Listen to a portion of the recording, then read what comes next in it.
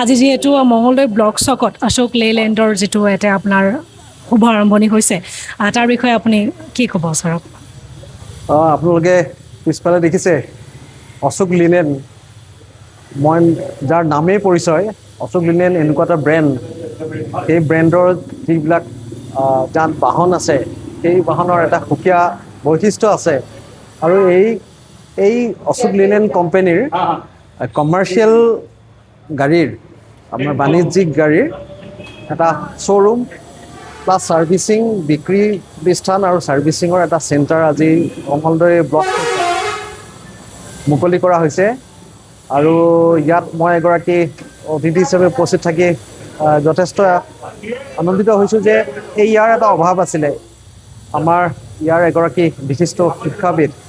অৱসৰপ্ৰাপ্ত subject teacher Nirmala Das বাইদেউৰ নেতৃত্বত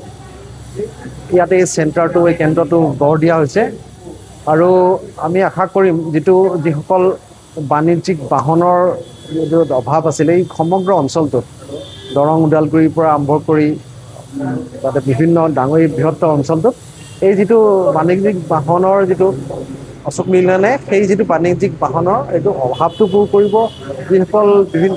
ব্যৱসায়ী আছে, বিভিন্ন ধৰণৰ